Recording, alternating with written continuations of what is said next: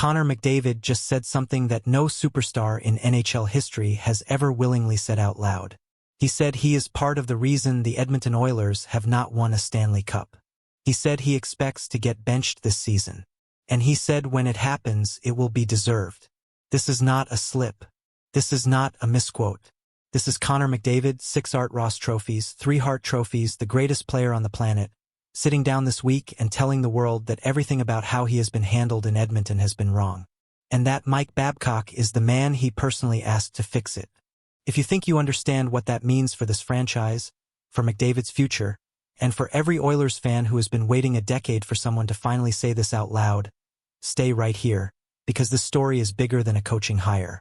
Let's start with the meeting that started everything. About 2 weeks before McDavid broke his public silence, Mike Babcock sat down face-to-face with Connor McDavid, Leon Draisaitl, and Zach Hyman. Not a phone call, not a Zoom session. A real room, real people, real conversation. And according to McDavid himself, Babcock did not walk in there trying to impress anybody. He did not arrive with a polished speech about culture and process. He arrived with an assessment.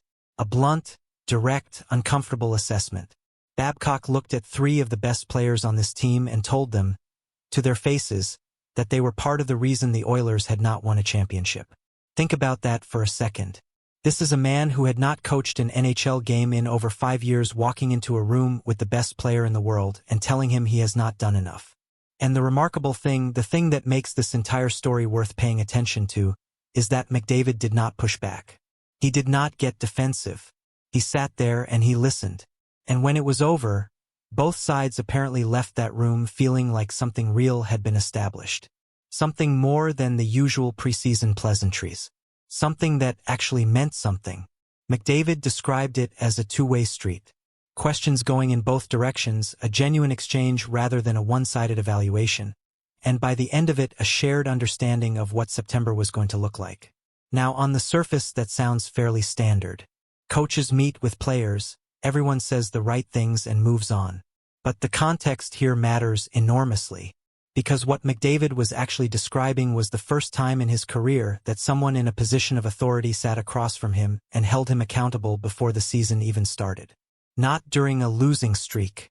Not after a playoff collapse. Not in the middle of a crisis. Before any of it happened. Before a single puck was dropped. And McDavid responded to that not with resistance but with what sounded like genuine relief. Like a man who had been waiting for someone to say it. Because here is what McDavid actually said about why Babcock was brought in, and I want you to really hear this. He said they brought Babcock in to be hard on him. On him specifically. On McDavid. He said they want Babcock pointing the finger at the top guys, at the leaders, at himself and Draisaitl, holding them to a standard that apparently has not been enforced before. He named his teammates directly. Nugent Hopkins. Bouchard. Hyman. He went down the list and said Babcock needs to push all of them. And then he said that by creating genuine accountability at the top of the lineup, Babcock gives everyone else in the room something to chase. That the ripple effect of holding the stars accountable is that it elevates the entire group. This is not the language of a guy going through the motions of endorsing a hire he had no say in. This is not PR. This is not spin. This is the language of a man who has been thinking about this problem for a long time and finally sees a potential answer. And the problem itself, once McDavid spelled it out, is pretty clear. He has cycled through coach after coach in Edmonton. McClellan, Hitchcock, Tippett, Woodcroft, Knobloch. 5 different men, 5 different systems, 5 different personalities. And yet the outcome at the playoff level has consistently been the same. They get close. They do not finish. McDavid acknowledged a common thread running through all of those tenures, something that did not get said publicly at the time but is now being said plainly. Under every previous coaching staff, McDavid and Draisaitl essentially set their own terms. When the games got hard, when the pressure mounted, the response was always the same. Put McDavid on the ice more. Put Draisaitl on the ice more. Load up the top end and ride it out. And while that approach got them close, including a run to the Stanley Cup final, it created a structural imbalance that quietly hollowed out the team below the first line. Depth players spent entire playoff series in reduced roles not because of anything they did wrong but because the top of the roster demanded those minutes. And that imbalance caught up with them every single time. Without exception. McDavid's solution is to voluntarily give those minutes back. He said everyone in that locker room is going to have to take a little less so that everyone can have a little more. He said the approach of top players absorbing everything and leaving nothing on the table for the guys around them does not leave much for anybody else. That is a direct acknowledgement that the way Edmonton has been constructed, both structurally and culturally, has been part of the problem. And the only way he could know that is if he has been sitting with it for a while. This does not sound like a new realization. This sounds like something McDavid has been carrying privately and is now finally ready to say out loud because the right conditions exist to actually act on it. Those conditions include one specific and genuinely fascinating question that came up during these interviews. McDavid was asked directly how he would handle being benched mid-game.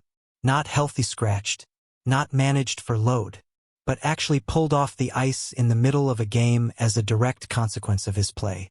Something that has essentially never happened to Connor McDavid in his entire NHL career. His answer was careful, but it was not evasive. He acknowledged immediately that it is easy to say in June that you are fine with it. He gave Babcock credit for raising that exact point in their meeting, that committing to something in a summer conversation is a completely different thing from living with it in November when the score is close and the emotions are real and the crowd is watching. But then he said what I think is the single most important line in this entire story. He said when it happens, it will be deserved, and they will move forward and learn from it. Not if, when. He has already accepted it as a future reality. He has already processed it. And then he went further and said it is time to have that happen in Edmonton. Not just something he is willing to tolerate, but something the organization has genuinely needed for a long time and never had. Now let us talk about where McDavid actually is in his career, because the context is everything here. 6 Art Ross trophies, 5 Ted Lindsay awards, 3 Hart trophies, a Rocket Richard, a Conn Smythe. He has accumulated individual hardware at a pace that puts him in the conversation for the greatest regular season performer in the history of the sport. And when asked what any of that means to him right now, his answer was almost dismissive. He said there is not much left to prove in the regular season. That another scoring title does not move the needle. That the only thing remaining, the only achievement that still has weight, is proving this team can put it all together when it counts. He has been one win away from a Stanley Cup. He knows what close feels like. He also knows exactly what falling short feels like. And at this point in his career, with what is being framed as potentially his final 2-year contract in Edmonton, the regular season has become almost secondary to the singular pursuit of the last 1%. That is how he framed it. The last 1%. The margin between a team that gets there and a team that actually lifts the cup. Which brings us to the unavoidable question hanging over all of this. Can Mike Babcock actually deliver? His resume in the context of modern hockey is complicated. He last coached an NHL game in the 2019-20 season and his departure from Toronto was not clean. His last playoff series victory was in 2013 with Detroit. The game has changed significantly around him in the years since. The analytics revolution, the shift in player empowerment culture, the way the NHL now handles questions of coach conduct and player treatment, all of it looks different from the environment Babcock operated in at the peak of his powers. The NHLPA investigation and the concerns raised by former players do not disappear simply because the Oilers made this hire. Those questions are legitimate and they are ongoing. But what McDavid's comments suggest is that the locker room is not waiting for the outside world to resolve them before deciding how they feel.